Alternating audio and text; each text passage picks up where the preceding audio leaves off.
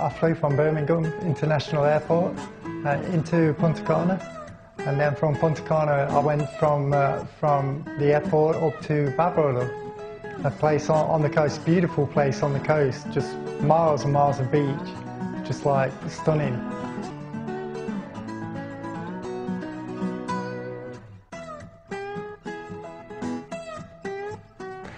I think Dominican Republic is a great place to come and have a little fun at the same time that you're having the procedure done. Great food, great music, great weather, great people.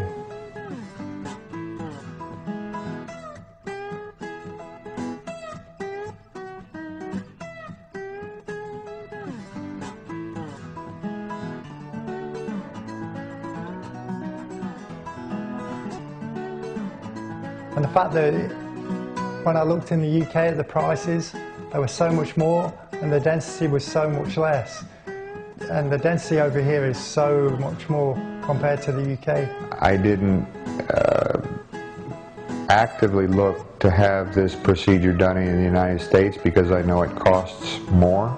If there was any doubt in my mind before coming here, it was settled after having a look at the premises and a look at the office and a look at the facilities.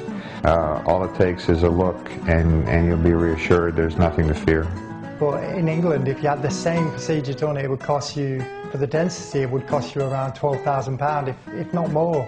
The whole experience and the adventure that I've had, combined with the transplant that I've had, is so much more than having it just a straightforward transplant back in the UK.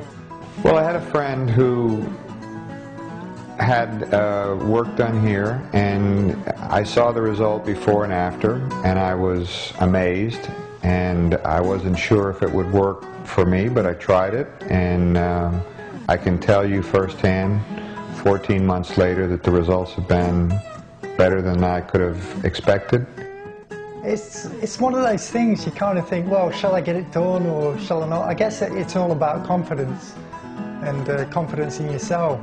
It was 14 months. It was in the front, and really until I looked at the pictures again today, I didn't remember how bad it was, but the before and after pictures are amazing. If I did this 14 months ago, you probably would have gotten reflection off of this part of my scalp, and now I'm pleased that to have new hair to comb. I can't think of any reason why not to. You know, many years ago, maybe the procedures, the technology wasn't so refined. It was more obvious when you would see someone with a transplant to see the little, what I call like baby doll hair. Nowadays, especially with someone like Dr. Reyes, there's really no reason I can think of not to do it. That's the biggest selling point, because when you want a hair transplant, you don't want it to be like sporadic and, you know, fine and patchy. You want it to be thick. Everything that was explained to me beforehand has turned out the way that it was explained. Yeah, the transplant, it was non-existent for me. I came in 9 in the morning, next thing I know it's 7 at night, not really knowing what had happened. Next thing, look in the mirror, see I've got new hair. I think it's a very professional operation, no surprises whatsoever.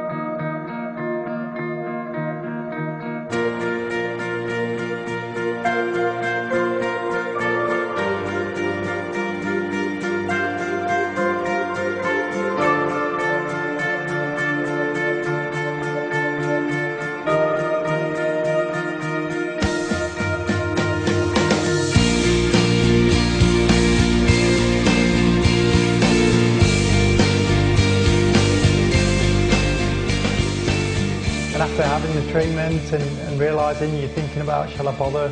Is it worth having new hair and all that, because you're not sure if you really need it. But after the treatment you're like, wow, that's amazing. It's totally priceless. I had complete confidence in Dr. Reyes, and would recommend her to anyone who's considering having a hair transplant.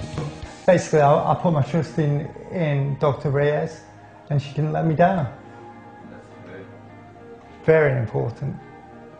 But the whole team, the whole people, like everybody, including yourself, just really tranquil, really nice experience coming into the clinic. Okay, see here, new hairline that I didn't have before. Now I have a hairline, a normal hairline, should I say. All this here, transplanted 12 days ago. Lose all of this, but at the same time I know that underneath real hair will grow back in the same position, so probably around 4 months time new hair will start to grow, and once it grows, that will be my hair. I didn't have pain. The recovery was easy, and whatever discomfort you might feel for a couple of days after the procedure is well worth it when you start to see new hair coming in where there wasn't any hair before. So I'm a fan, as you can tell.